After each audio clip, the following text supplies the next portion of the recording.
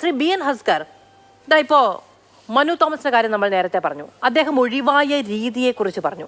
DC-യിൽ പങ്കെടുക്കാതെ സ്വാഭാവികമായി ഒഴിവായ ഒരു രീതി. നേരത്തെ റഷീദ് തന്റെ ഉമ്മയെ പറ്റി പറയാണ്, 25 വർഷക്കാലം പാർട്ടി അംഗമായിരുന്ന ഒരു മുതിർന്ന സ്ത്രീ പാർട്ടി അംഗത്വം പുതുക്കിയിട്ടില്ല. അങ്ങനെ പലയിടങ്ങളിൽ അടിസ്ഥാനപരമായ പാർട്ടി ജീവികളായ സാധാരണ മനുഷ്യർ കൊഴിഞ്ഞു പോകുന്നുണ്ട് എന്നുള്ളത് പാർട്ടി ചിന്തിക്കേണ്ട കാര്യമാണ്. അവിടെയാണ് പാറപ്പുറത്ത് BJPക്ക് സ്വന്തം അക്കൗണ്ടിൽ വീണ വോട്ടുകൾ ഇരട്ടിയാക്കി വർദ്ധിപ്പിക്കാൻ കഴിഞ്ഞത്. നിങ്ങൾ തിരുത്തും എന്ന് പറയുമ്പോൾ തിരുത്തിന്റെ ഉപാധികൾ ഇതൊക്കെയാണോ എന്ന് ജനം തിരിച്ചു ചോദിക്കില്ലേ? മാധു, ഞങ്ങളെ സംബന്ധിച്ചിടത്തോളം വളരെ യാഥാർത്ഥ്യബോധത്തോടു കൂടിയാണ് ഈ വിഷയങ്ങളെ കാണുന്നത്. ഞങ്ങൾ നിങ്ങൾക്ക് നേരെ ഒരു വിരൽ ഉയർത്തുമ്പോൾ ഞങ്ങൾക്ക് നേരെ 3 വിരലുകൾ തിരിഞ്ഞു വരുന്നു എന്നുള്ള വസ്തുത കൂടി മനസ്സിലാക്കിക്കൊണ്ടാണ്, ആ യാഥാർത്ഥ്യബോധത്തോടു കൂടിയാണ് ഞങ്ങളിതിനെ സമീപിക്കുക. അപ്പോൾ സ്വാഭാവികമായ അതൊരു മാർക്സിയൻ തത്വശാസ്ത്രത്തിൻ്റെ അടിസ്ഥാനത്തിലാണ് ഞങ്ങൾ വിലയിരുത്തുക. അങ്ങനെ വിലയിരുത്തുമ്പോൾ ഇത്തരം വിഷയങ്ങൾ കമ്മ്യൂണിസ്റ്റ് പാർട്ടിയിൽ കേരളത്തിൽ ഉണ്ട് എന്നുള്ളത് തുറന്ന് സമ്മതിക്കാതെ നിർവാഹമല്ല. ഞങ്ങൾ വിമർശനം മാത്രമല്ല കേൾക്കാറുള്ളത്, സ്വയം വിമർശനത്തിൽ കൂടി വിശ്വസിക്കുന്നവരാണ്. ഞങ്ങൾക്ക് പറ്റിയിട്ടുള്ള തെറ്റുകൾ ഞങ്ങൾ സ്വയം വിമർശനപരമായി കാണുന്നു.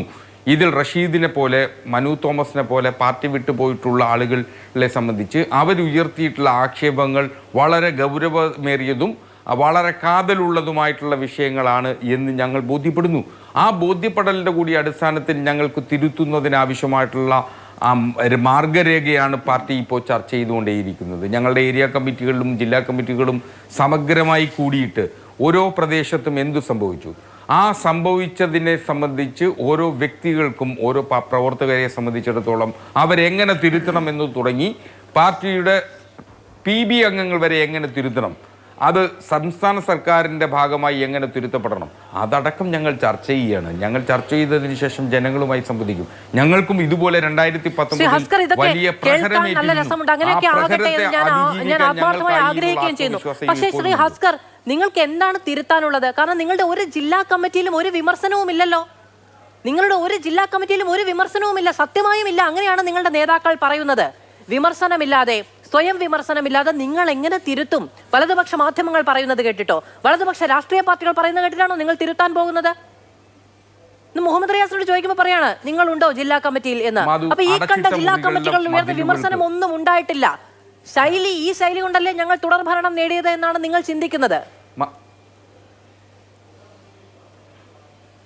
മാധു, അടച്ചിട്ട മുറികളുടെ വാതിലുകൾക്കും അതുപോലെ മതിലുകൾക്കും കാതുകളും കണ്ണുകളുമുള്ള കാലമാണിത്. പാർട്ടിയുടെ സംസ്ഥാന സെക്രട്ടേറിയറ്റ് കൂടിയാൽ പോലും നിങ്ങൾ ഊഹാപോഹങ്ങളും കെട്ടുകഥകളും കൊണ്ട് നിങ്ങൾ വാർത്തകൾ സൃഷ്ടിക്കും. സ്വാഭാവികമായി വന്നിട്ടുള്ള വിമർശനങ്ങൾ അത് വിമർശനങ്ങളാണ് എന്ന് ഉൾക്കൊള്ളുന്നതിനുള്ള കരുത്ത് പാർട്ടിക്കുണ്ട്. ആ വിമർശനങ്ങൾ, നിങ്ങൾ മാധ്യമങ്ങൾ ഇങ്ങനെ നിരന്തരം ഉയർത്തുന്ന വിമർശനങ്ങളെയും ഞങ്ങൾ അങ്ങനെ കണ്ണടച്ച് അല്ലെങ്കിൽ ഒരു കൈപ്പാടകല നിർത്തിയല്ല കാണുന്നത്. അതുകൂടി പരിശോധിച്ചുകൊണ്ടാണ് എങ്ങനെയാണ് ഈ പാർട്ടിയെ നവീകരിക്കുക, എങ്ങനെയാണ് ഞങ്ങൾ ജനങ്ങളുടെ പക്ഷത്ത് വീണ്ടും ഉറച്ചു നിൽക്കാനാവുക എന്ന ചിന്ത ഞങ്ങൾക്കുണ്ട്. ആ ചിന്തയുടെ അടിസ്ഥാനത്തിലാണ് ഞങ്ങൾ, ഒരുപക്ഷെ നിങ്ങൾക്ക് പാർട്ടിയുടെ നേതാക്കന്മാർ നിങ്ങൾ പറഞ്ഞിട്ട് എപ്പോഴെങ്കിലും നിങ്ങളുടെ വിമർശനങ്ങളെ അത് അർഹിക്കുന്ന ഗൗരവത്തോടെ കണ്ടിട്ടില്ല എങ്കിൽ അത് പാർട്ടിയെ സംബന്ധിച്ചിടത്തോളം അങ്ങനെ നിങ്ങളോട് പറഞ്ഞിട്ടുണ്ട് എങ്കിൽ അത് തെറ്റായ സമീപനമാണ്. പക്ഷെ മറിച്ച് അപ്പോൾ പോലും നമ്മൾ വളരെ ഗൗരവത്തോടു കൂടി നിങ്ങൾ ഉയർത്തിയിട്ടുള്ള വിമർശനങ്ങൾ പോലും ഞങ്ങൾ ചർച്ച ചെയ്യാറുണ്ട്, ഞങ്ങളത് പരിശോധിക്കാറുണ്ട്. ആ പരിശോധനയുടെ കൂടി അടിസ്ഥാനത്തിലാണ് ഞങ്ങൾക്ക് നവീകരിക്കാനാവുക. എന്നാൽ മാത്രമേ ഇനി കേരളത്തിലെ സാമൂഹ്യ സാഹചര്യത്തിൽ കേരളത്തിൻ്റെ സോഷ്യൽ എഞ്ചിനീയറിംഗിൽ കൃത്യമായ ഇടം കണ്ടെത്തൂ.